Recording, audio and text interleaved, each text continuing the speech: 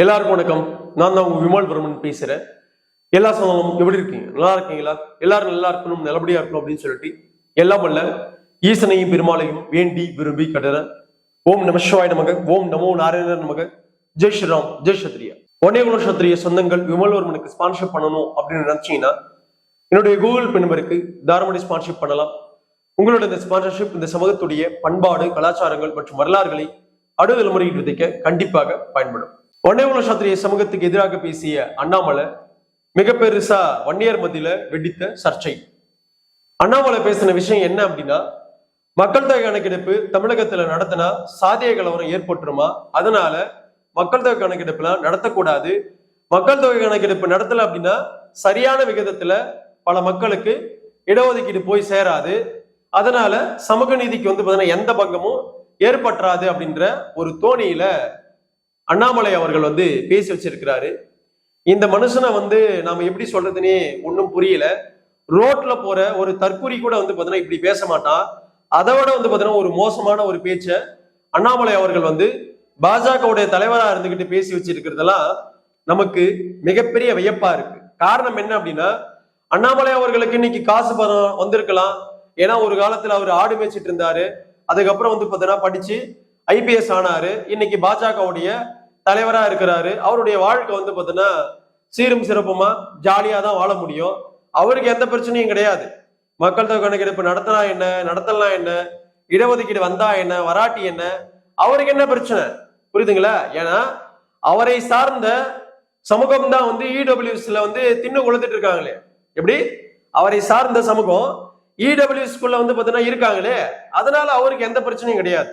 எப்படி? பாஜக இடஒதுக்கீடு விஷயத்துக்கு எதிராக நிக்குது. மக்கள் தொகை கணக்கெடுப்பு நடத்தினா சரியான முறையில அந்த மக்களுக்கான இடஒதுக்கீடு கொடுக்கணும் அப்படின்ற எண்ணம் பாஜகவுக்கு இருக்கு. அதனால அவங்களை பிரிக்க கூடாது அப்படின்னு ஒரு உருட்டுதுல EWS மட்டும் பாத்தீங்கன்னா எதுக்கு அண்ணாமலை இருக்கு சொல்லுங்க? அது ஏன் இருக்கு?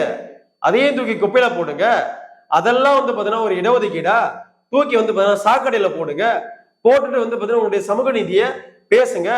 அதுக்கப்புறம் மக்கள் தொகை கணக்கெடுப்புலாம் ஒன்னும் தேவை கிடையாது. எல்லாரும் பாத்தீங்கன்னா அவனுடைய திறமையில போய்க்குங்க அப்படின்னு சொல்லுங்களேன்.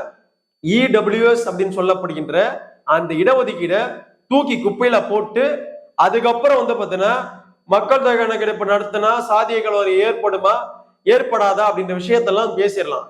இங்க இந்தியாவுல 5 மாநிலங்கள்ல மக்கள் தொகை கணக்கெடுப்பு நடத்திட்டாங்க. ஏன் அங்கெல்லாம் சாதிய கலவரம் ஏற்பட்டுருச்சா? அங்கெல்லாம் பாத்தீங்கன்னா எல்லா மக்களும் அடிச்சுக்கிட்டு இங்க பாத்தீங்கன்னா சண்டை கலவரமா இருக்கா? சொல்லுங்க அண்ணாமலை.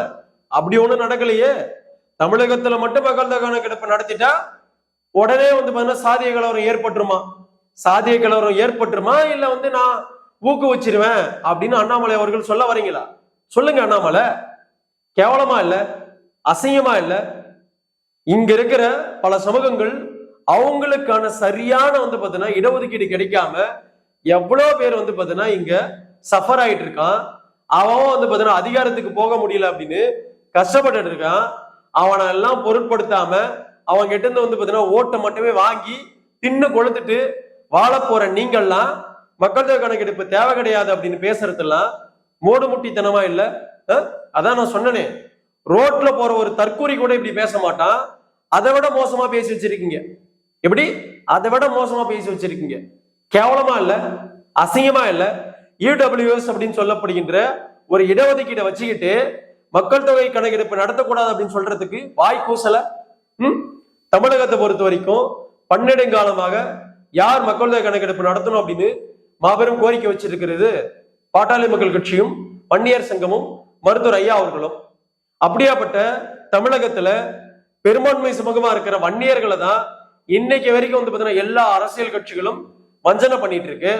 இப்ப புதுசா பாஜகவோட தலைமையா இருக்கிற அண்ணாமலையும் ஒரு புது ரூட் எடுத்து மக்கள் தொகை கணக்கெடுப்புலாம் ஒன்றும் தேவையில்லை, அதை நாங்க சொல்லணும். புரியுதுங்களா? நாங்க சொல்லணும். சொகுசா பாத்தீங்கன்னா ஊரை சுத்திக்கிட்டு ஜாலியா பாத்தீங்கன்னா வாழ்ந்துட்டு இருக்கிறோம் நீங்க சொல்லக்கூடாது. இங்க கஷ்டப்பட்டுக்கிட்டு தன்னுடைய பிள்ளைகளை பாத்தீங்கன்னா படிக்க வைக்க முடியாம, படிக்க வச்சாலும் சரியான அதிகாரத்துக்கு அனுப்ப முடியாம பொருளாதாரத்துல பாத்தீங்கன்னா கஷ்டப்பட்டு இருக்கான் பாருங்க. அவன் சொல்லணும், எனக்கு இடஒதுக்கீடு தேவை கிடையாது, எனக்கு மக்கள் தொகை கணக்கெடுப்பு தேவை கிடையாது அப்படின்னு அவன் சொல்லணும். புரியுதா? நீங்க சொல்லக்கூடாது, அவன் சொல்லணும், நீங்க சொல்லக்கூடாது. புரியுதுங்களா? எங்களுக்கு மக்கள் தொகை கணக்கெடுப்பு தேவை இருக்கு, கண்டிப்பா தேவை இருக்கு. புரியுதுங்களா? எங்களுடைய அணுதல் முறை நல்லபடியாக அதிகாரத்துக்கு போகணும் அப்படின்னா எங்களுக்கான இடஒதுக்கீடு கிடைச்சே தீரணும். புரியுதுங்களா? வன்னியகுல சத்திரிய சமூகத்துக்கான இடஒதுக்கீடு கிடைச்சே தீரணும். எங்களுக்கான மக்கள் தொகை கணக்கெடுப்பு நடத்தியே தீரணும். இது எங்களுடைய பல ஆண்டுகால கோரிக்கை. அந்த கோரிக்கையை நீ மாட்டின அசால்ட்டா உட்காந்து பேசிட்டு இருக்க. சொல்லுங்க அண்ணாமலை, இதெல்லாம் எப்படி இருக்கு? இதையெல்லாம் தாண்டி பெரிய வேடிக்கை என்னன்னா, அண்ணாமலையை நம்பிக்கிட்டு பல வன்னியர்கள் போய் அங்க தஞ்சம் புகுந்திருக்கீங்க. புரியுதுங்களா? என்ன வேலை பார்க்கிறாரு பத்தி உங்க தலைவர். உங்களுக்கு உண்மையாகவே மானரோஷம் இருக்கு அப்படின்னா வன்னியர்கள் உங்க கட்சியோட தலைவரை கேள்வி கேளுங்கயா. எங்களுக்கான இடஒதுக்கீடு நீங்க எப்படி மறுக்க முடியும்? எங்களுக்கான மக்கள் தொகை கணக்கெடுப்பு நீங்க எப்படி மறுக்க முடியும்? எப்படி நீங்க இப்படி பேசலாம் அப்படின்னு பாஜகவில் தஞ்சம் புகுந்த வன்னியர்கள் வெளிப்படையாக பேசணும். பேசுவீங்களா? வெளிப்படையாக இடஒதுக்கீடு தேவை அப்படின்னு சொல்லுவீங்களா? உங்க தலைவர்கிட்ட காதுல அடிச்சு சொல்லுங்களேன், தலைவரே நமக்கு இப்படி எல்லாம் பேசக்கூடாது, தமிழகத்துல போற இடத்தெல்லாம் நமக்கு மரியாதை பண்ணிடுவாங்க, அதனால மக்கள் தொகை கணக்கெடுப்பு விஷயத்தையோ இடஒதுக்கீடு விஷயத்தையோ நீங்க பேசாம இருக்கிறது தான் உங்களுக்கு நல்லது, கட்சிக்கு நல்லது அப்படின்னு யாராவது பேசுங்களேன். குறிப்பாக பாஜகவில் தஞ்சம் புகுந்து இருக்கிற வன்னியர்கள் பேசுங்க. 40 வருஷமா இடஒதுக்கீடு இல்லாம இந்த சமூகம் எவ்வளவு பெரிதாக சஃபர் ஆயிட்டு இருக்கு. பெரும்பான்மை சமூகம் கல்வி வேலை வாய்ப்புல இன்னைக்கு வரைக்கும் பின்தங்கி இருக்கு. அப்படியாப்பட்ட இந்த சமூகத்துக்கு இடஒதுக்கீடு தேவை அப்படின்னு ஒவ்வொருத்தரும் நாங்க கத்திட்டு இருக்கோம். இந்த ஆள் என்னடா உட்காந்துக்கிட்டு இந்த ஆள் மாட்டு இஷ்டத்துக்கும் பேசுறாரு. இந்த கருத்தால சமூக வலைதளங்கள்ல ஒவ்வொரு வன்னியர்கிட்டையும் மிகப்பெரிய விமர்சனங்களை பாஜகவும் பாஜகவுடைய தமிழக தலைவரா இருக்கிற அண்ணாமலையும் மிக பெருசா வாங்கிட்டு இருக்காங்க. மிகப்பெரிய விமர்சனங்களை அனுபவிக்க வேண்டியதுதான். புரியுதா? அண்ணாமலை அவர்களே யோசிச்சு பேசணும். உங்களுடைய வார்த்தைகள் தடிப்பும் உங்களுடைய விஷயங்களும் மிக பெருசா இருக்கு. இதெல்லாம் வன்னியர்கிட்ட செல்லாது. வன்னியர்களுக்கான இடஒதுக்கீட இந்த மண்ணுல கொடுக்காம வர நாடாளுமன்ற தேர்தலையோ இல்ல சட்டமன்ற தேர்தலையோ வன்னியர்கிட்ட வாக்குகளை வாங்க முடியாது அப்படின்ற எண்ணத்தோட ஒவ்வொரு வன்னியரும் இருங்க. புரியுதுங்களா? எனக்கு பொருளாதார சூழல் இருக்கு அப்படின்னு நினைச்சுக்கிட்டு நீங்க இது போன்ற மூடு முட்டித்தனமா பேசிட்டு இருக்கிற அண்ணாமலை அவர்களுக்கு வன்னியர்கள் நீங்க சப்போர்ட் பண்ணீங்க அப்படின்னா நாளை உங்களுடைய தலைமுறை உன் பேர புள்ள கஷ்டப்பட்டு அனுபவிச்சிருவான். அவனுக்கு அன்னைக்கு இடஒதுக்கீடு கண்டிப்பா தேவைப்படும் அப்படின்ற சூழலுக்கு தள்ளப்படுவான். இன்னைக்கு பணம் இருக்கு, சூழல் இருக்கு அப்படின்னு நினைச்சுக்கிட்டு இடஒதுக்கீடு வேணாம் அப்படின்னு சொல்லிக்கிட்டு வன்னியர்கள் திரிய வேண்டாம் அப்படின்னும் சொல்லுகிறேன். குறிப்பாக பாஜகவில் தஞ்சம் புகுந்த வன்னியர்கள் உங்களுக்கு தான். புரியுதுங்களா? இனிமேலாவது விழிப்போட இருந்துக்குங்க.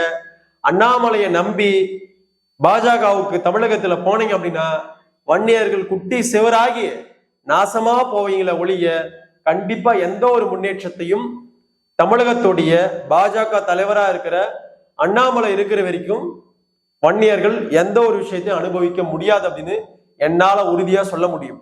அதே சமயம் என்னைக்கு பாஜக தமிழகத்துடைய பெரும்பான்மை சமூகமா இருக்கிற வன்னியகுல சத்திரிய சமூகத்திலிருந்து ஒரு தலைவரை போடுறீங்களோ அன்னைக்கு பாத்துக்கலாம்.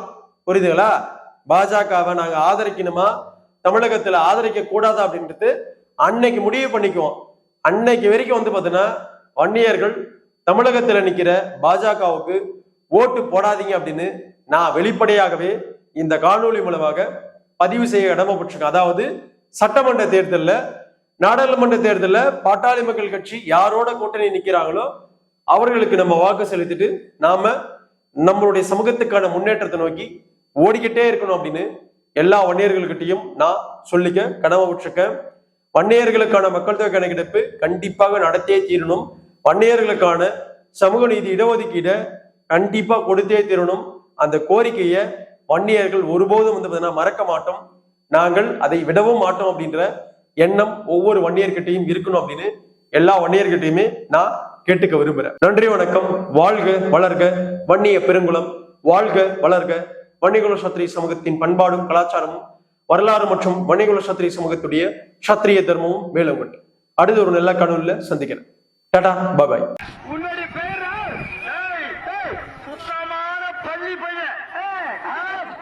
சுத்தமான பள்ளி பையன்